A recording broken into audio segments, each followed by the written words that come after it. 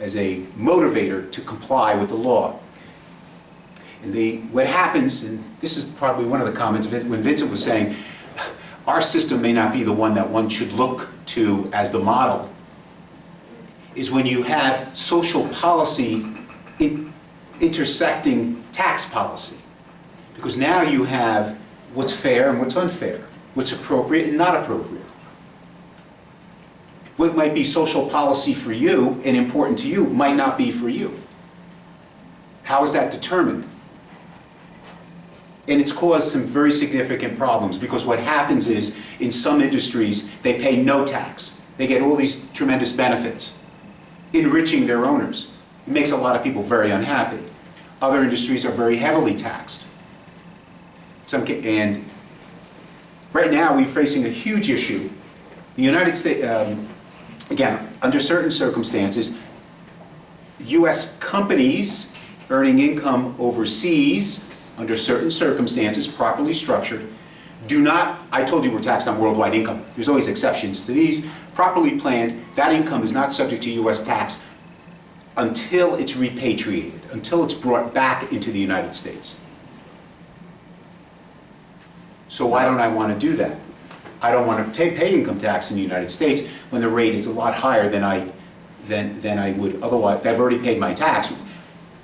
So there's been a real effort to drop rates so that that money can come back into the state. There's trillions and trillions of dollars of U.S. income sitting out in countries all around the world, some of them protected by treaty. Once they bring it back, it would get taxed, or sometimes there's deferral.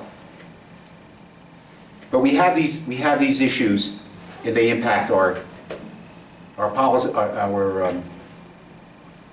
they impact our law, and sometimes with no sense, and sometimes quite ineffectively. Tax gap, evasion. Best estimate, a couple of years ago, every year Americans underpay their income tax, underpay by over $500 billion. Let me say that again. Every year. This is an estimate no one really knows, because if they knew it, they would be prosecuting these people. $500 billion. It's an astounding amount of money. So the Constitution, there's some reference to it, of the Article 1, which gives the power to tax. Under the original Constitution, it did not allow for income tax. So therefore, the taxes under the original Constitution had to be direct taxes, and they had to be apportioned, they had to be based on census, and that's not the way income tax works. So in 1913, there was an amendment to our Constitution. And that amendment, well, it depends on your point of view, fixed the problem with our Constitution. But there are other amendments to the Constitution that are really important to have at least some knowledge of. And now you'll see where it becomes conflicting. For example, I told you that the Constitution, it was passed in 1787. Right after it was passed, it was realized that there were a variety of rights, of civil rights, that were not included in the Constitution. That should be. For example, the freedom of religion, the freedom of press, the freedom of speech. And so 4 years later, 1791, it took them a while to work it out, we passed the Bill of Rights. The Bill of Rights. It was the first 10 amendments to the Constitution. So when you're looking at the United States Constitution, right behind it, you'll see the first 10 amendments. There are 20-something amendments now, but the first 10. Well, there are several in those first set of rights that are really important, and you need to be aware of it. And you'll see there's some conflict with tax law. One of them is the Fourth Amendment, unreasonable search and seizure. What does that mean? In a nutshell, a government official cannot come to your house, knock on the door, and say, I want to see all your checkbooks, I want to see all your records, I want to see your business. Just can't do it. There has to be it can't be unreasonable. There's a process involved. Our favorite, the Fifth Amendment.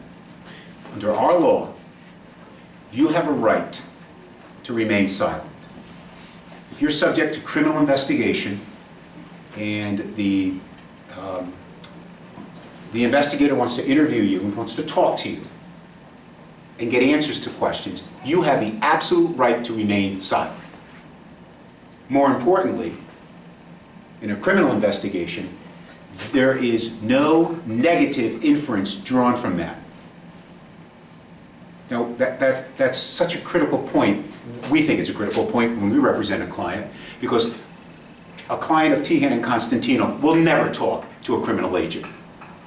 The exception would be if there's cooperation involved and he's informant. But we're talking about if you're the target of a criminal investigation, 30 plus years we're practicing law, we would never have our client interviewed. They have a right to remain silent, and no inference can be drawn. Oh, you're not talking to us because you're guilty. That inference cannot be taken. Okay, let's back up. I said to you, we file tax returns, we file reports, we file tax returns. You're reporting these documents to the government. Well, wait a minute, I have a right, I have these rights to my records, I have these rights not to incriminate myself. How does that impact all of these rules and regulations that the IRS imposes on us to report our income? How does that, I don't want to report, I feel it's unreasonable. Well, there are exceptions, always the exceptions. Big exception is called the required records exception. That's an exception where if there's a statute and it says you've got to maintain books and records so that we can make sure you're complying with the law. General rule, no protection for those kinds of records. So then, some guys in Congress got pretty smart. They decided that they wanted to have records maintained by drug dealers and gamblers. So they targeted them.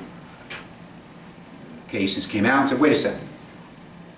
You can have a statute that imposes tax law, that can require records, can require tax returns, but they can't be targeted with an idea that you're using the records to effectively have someone step forward and say, I'm a criminal and this is what I've been doing incorrectly. You have the right against self-incrimination. So may I ask a question? Yes. Because that is very interesting. That's how they got Al Capone, because they introduced these rules at the time. We saw that today they called him Al Capone. It's Capone, Yes, by the way. yes. Al Capone, everybody know, they heard the name? Al Capone? Famous U.S. gangster. Famous U.S. gangster.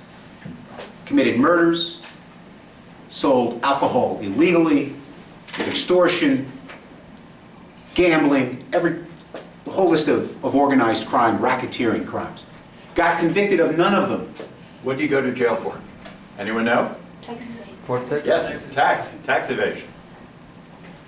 So a little anecdote. Thank you. One of our clients. Man comes into my office, sits down with me and says the following. True, just a real case. Mr. Constantino, I have not filed tax returns in 20 years. I want to come, I am at a point in my life where I want to surface.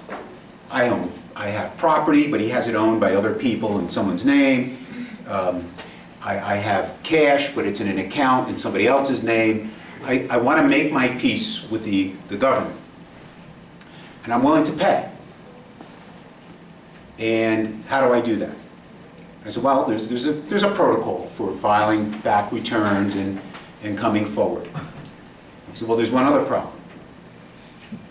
I made all of my money by gambling, illegal gambling. How much money? I don't know, but it was at least $1 million a year. Okay, so I have in the office a client, $1 million a year gambling income, wants to make his peace with the IRS, not interested in going to prison. I should mention that. That was not on his, that was not one of the goals of our representation. So on the one hand, it's well settled, a tax return, no Fifth Amendment privilege to a tax return. Falls into required records exception. Government has a right to tax your income. Government has a right to require you to file reports. No Fifth Amendment protection. Wait a minute, I have a right against self-incrimination. I file a tax return and I report gambling income. It's an admission, case closed. What do? This is a well-settled issue. There was litigation on it. You have to file the tax return. On the tax return, we put on one line, there's all these various types of income on the returns. You'll see some of the, when we get into this particular, one of these other cases we're involved in, you'll see a U.S. tax return if you hadn't. But you report interest, dividends, rents, different things on different lines. But then on the bottom, they have one called miscellaneous income. Just miscellaneous income. Doesn't fall into one of the enumerated categories. On that line, we put in Fifth Amendment income, $1 million. For 6 years.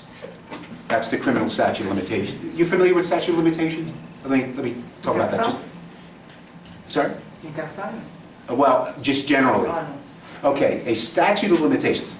Oh, yeah, I know about it. Are Tom, you I'm worried just going to comment. yourself? Makes sense to comment? Are you I'm worried sorry. yourself Yes, about a please. statute? One of the issues in our system, so many topics here, is at some point, the possibility of prosecution ends. The passage of time. If we don't catch you within a certain period of time, you're home free. There's different statute of limitations. Some statute of limitations give the government only a number of years, generally 3 years, but there are exceptions. There's always exceptions.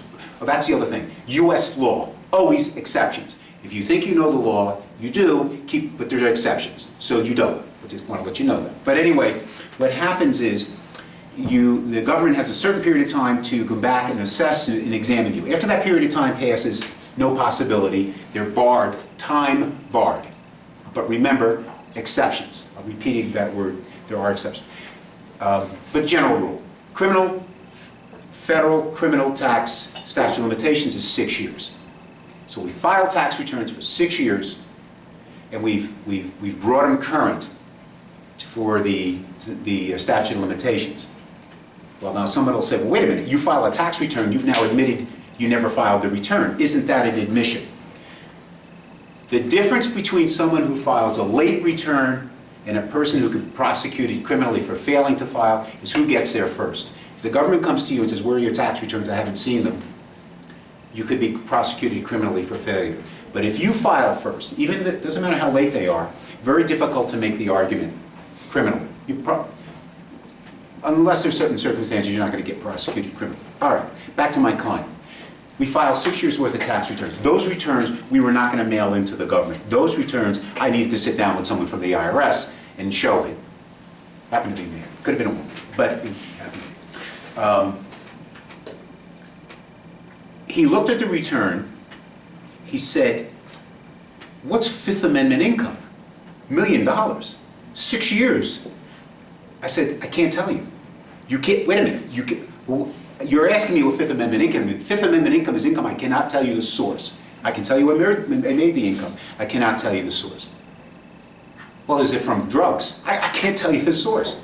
Is it from other racketeering? I can't tell you. If I could tell you, we would do it, but we can't.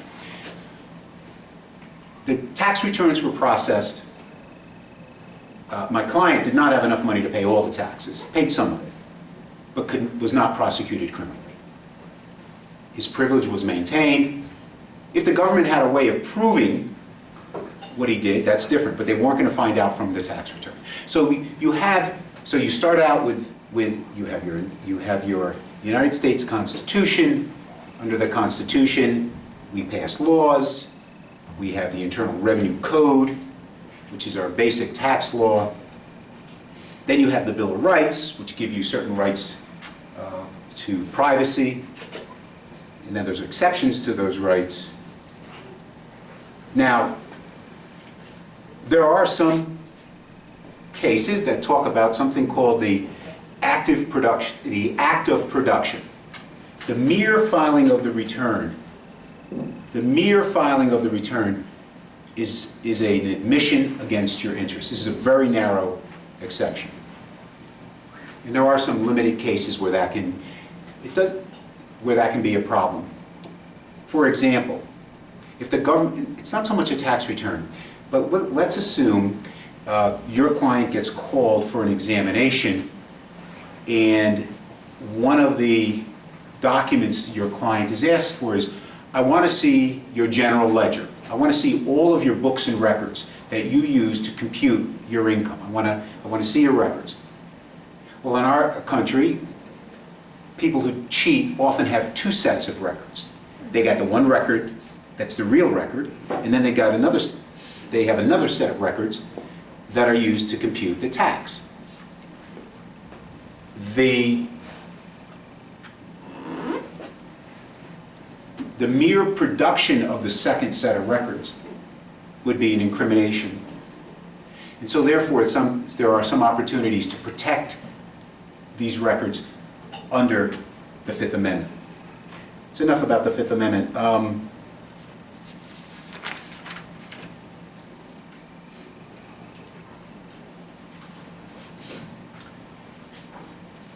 There is one, I think it's an interesting exception to the Fifth Amendment protection, and that's when the government offers you immunity.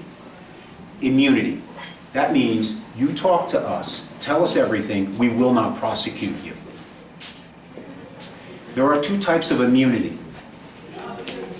And if you're representing a client or you're involved in a case with I told you our office, we have an entire accounting group, a function that supports forensic accounting, any investigation, any criminal investigation. If you have a client who's offered immunity, you have to look at that very carefully. There are two types. One type of immunity, called transactional immunity. Anything you tell the government, any wrongdoing, any crime you admit, can never be used against you to prosecute you. Transactional immunity. It's a great immunity. Federal government doesn't give that out anymore. They have something called use immunity, and it's much more limited. But there are, again, this concept of where you could lose your ability to withhold information depending on some strategy by the government. Talk quickly about sources of tax law. The Internal Revenue Code. It's the mothership. Everything comes from the Internal Revenue Code. Within the Internal Revenue Code, which is managed and enforced by the Department of the Treasury through the Internal Revenue Service, you've got, oh my gosh, I gave you something in your documents, which is a handful of items. Regulations. Okay, so you pass you have the Internal Revenue Code. Section 861 talks about you're taxed on your net income from foreign sources. There's many, many pages of regulations that explain what that means. Under our partnership law, they talk about different bases for computing the value of a person's interest in a partnership. There must be hundreds of pages of regulations. Regulations are not passed by Congress, they are enacted by the Internal Revenue Service. There's different types. Some have virtually the force of law. Others tell you how to report. There's procedural rules and regulations. But they're very important sources of information. Sometimes there's an audit, and the IRS sees a unique issue, and the audit gets closed, sometimes by settlement, by agreement. They'll go to the Attorney General and say, we want official guidance on this. Primary sources and secondary sources. A primary source is one that comes from the federal government or from an agency. A secondary source is an article, a textbook, something that doesn't come directly from the agency charged with enforcing the law. I've been rambling. Do you have any questions? That's a bad sign. Okay.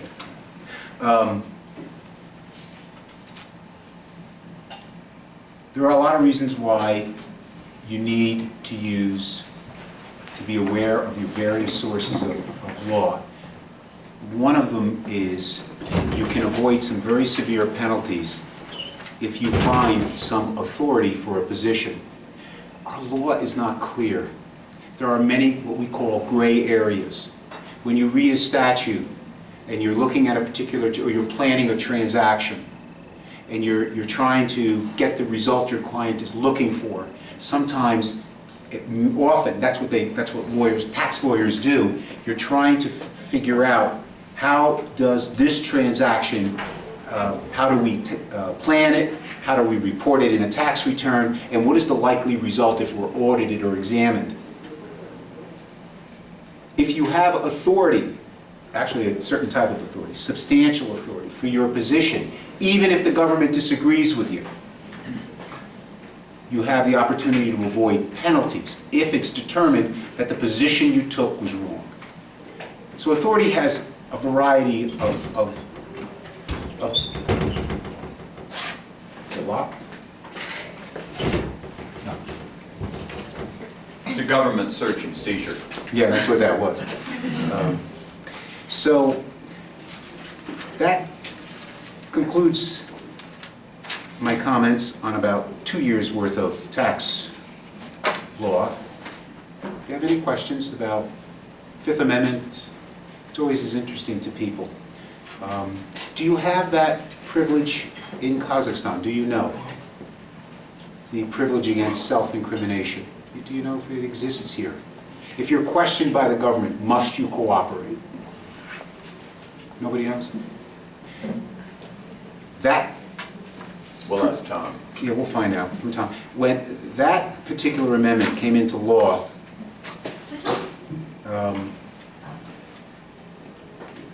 it had nothing to do with the Internal Revenue Service. That came into law because our English forefathers, if you didn't confess to a crime, they would torture you until you confessed. And what was very important to they were all men, and it's true, who composed our Constitution, is we will not torture someone to compel production of information. That's what the Fifth Amendment was about. Preventing the government from forcing information out of a person. I'm going to give you a case.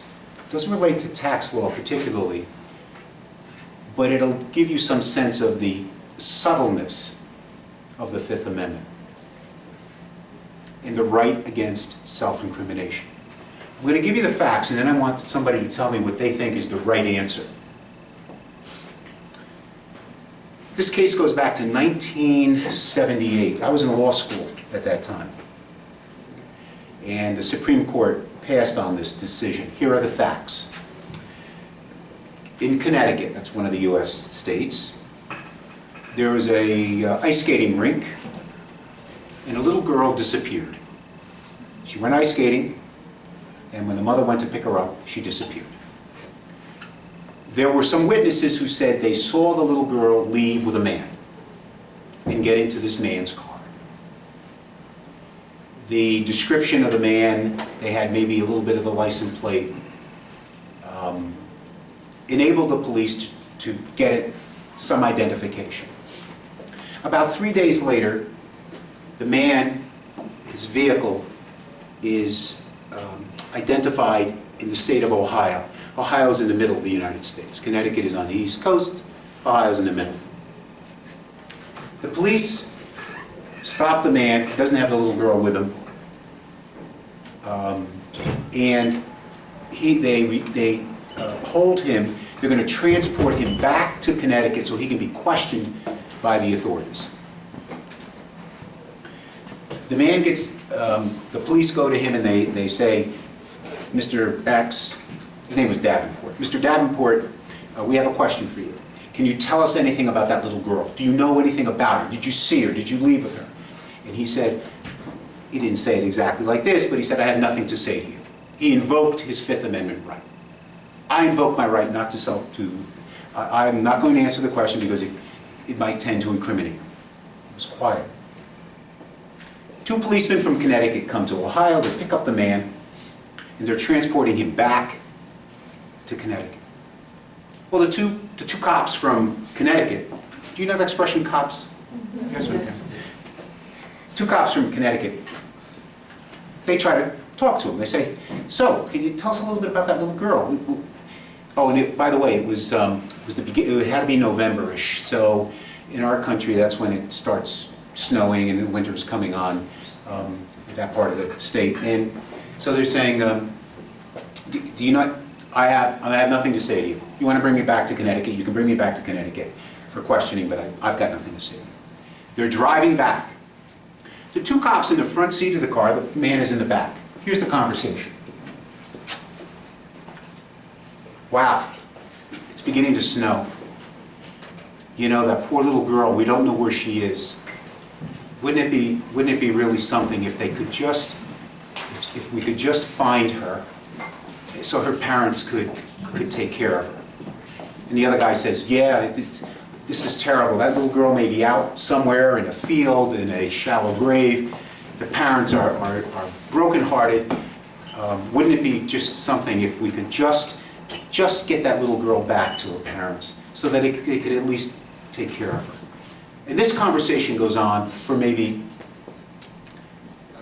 it's not clear, but let's say Davenport said maybe an hour, 2 hours. The cops said that was it. They said 2 minutes. Okay, so who knows who's telling the truth. But as they get to Connecticut, they're heading back to the police station. So they've driven all the way from Ohio. The man in the car says to the two cops, make a left turn here, go over here, take the road. They get out of the car, stop the car, they walk over. Sure enough, buried under some stones is a little girl. She's dead. This is the issue in the case. Davenport's lawyers said that the police coerced the information out of him. That the conversation between the two police in the front seat was designed to give him a guilty conscience, to develop some sense of duty to disclose this information. However, even though the questioning wasn't direct, it was indirect. It, in fact, violated his Fifth Amendment rights. Once he said he didn't want to talk to the cops, conversation's over. Davenport's lawyers said, but they didn't stop. You don't have to ask a question directly to someone to be questioning them. That was the notion. Government, this is insane. These two guys are having a conversation. They're going to drive from Ohio to, Vincent, what are we talking about? 14 hours, 15 hours? At least 9. Right, 9 hours in the car. What are we going to talk? We're talking. We're having a conversation. Not only did we talk about that, we talked about sports, we talked about the weather, we talked about, our wives, whatever we talked about. But we also had a few comments about that. Perfectly natural. Here we are, we're two cops, we're looking for a little girl, 9 years old. Of course, it was just a conversation. We weren't talking to him. He said he didn't want to talk to us, we didn't talk to him. So here's what I want to know. What did the United States Supreme Court hold? Did they violate his Fifth Amendment privilege? Did they coerce the information out of him? No. Anybody disagree? Everybody pretty much in agreement? Absolutely not. Okay. I'm going to tell you the answer, but I want you to know something about, and you might say to me, what does this have to do with tax law? Believe me, the concepts relate. The subtlety of the rights and the privileges of a taxpayer. And when you're representing a taxpayer in an audit or in an investigation, or if it's a criminal investigation, that you've got to be sensitive to. Rule number 1 in the United States,